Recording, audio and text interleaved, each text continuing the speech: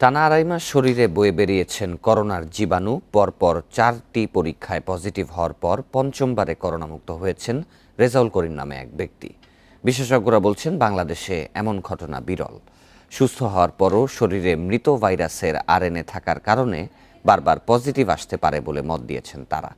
তবে এমন রোগীর মাধ্যমে করোনা ছড়ায় না বলে জানিয়েছেন বিশেষজ্ঞরা।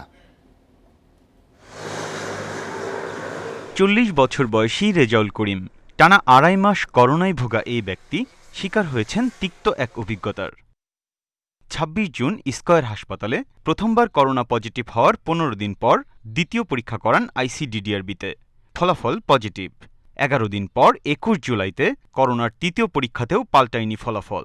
তারও 14 দিন পর চতুর্থ দফার পরীক্ষাতেও করোনা পজিটিভ হন রেজাউল।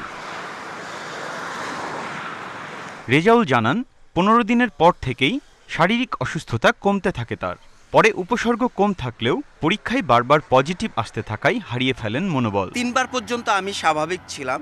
যখন 4 বারের বেলা আমার পজিটিভ হয়ে যায় তখন অ্যাকচুয়ালি আমি খুব নার্ভাস হয়ে যাই। আমি প্রচণ্ড ভয় পাই। তখন আমার খুব খারাপ লাগছিল যে আমি হয়তোবা মারা যাব। টানা আড়াই মাস করোনা পজিটিভ থাকার পর গেল 24 আগস্টে পঞ্চম দফার পরীক্ষায় করোনা থেকে মুক্তি মেলে রেজাউলের। একের পর এক আমি এইভাবে 14-15 দিন পর পর আমি টেস্ট করে আমার পজিটিভ হয়। আবার স্যারকে দেখাই, ডাক্তারকে দেখাই, উনি আবার ওষুধ চেঞ্জ করে দেয় বা সেম ওষুধ দেয়, আমি ওষুধগুলো খাই। এইভাবে পর আমি 5 বার টেস্ট করাই, 5 বারের বেলায় আমার নেগেটিভ আসে।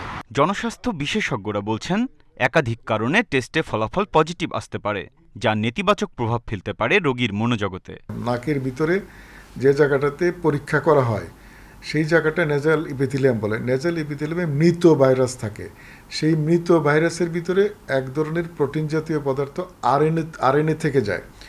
সেই আরএনএ থেকে যাওয়ার কারণে পরবর্তী সময়ে এই কোভিড টেস্টটা পজিটিভ হয়। এটা রোগ ছড়ায় না, সংক্রমিত করে না।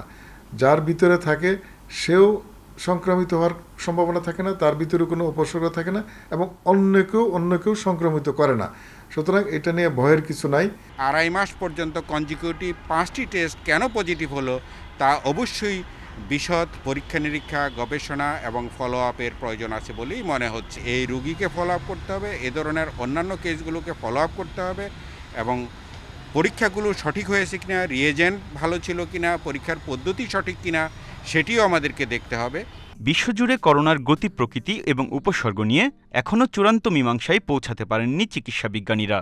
এমন উপসর্গে ভোগা রোগীদের আতঙ্কিত না হয়ে স্বাস্থ্যবিধি পরিপূর্ণভাবে মেনে চলার পরামর্শ দিয়েছেন জনস্বাস্থ্য বিশেষজ্ঞরা। Biprojit Chanda, independent news, Dhaka.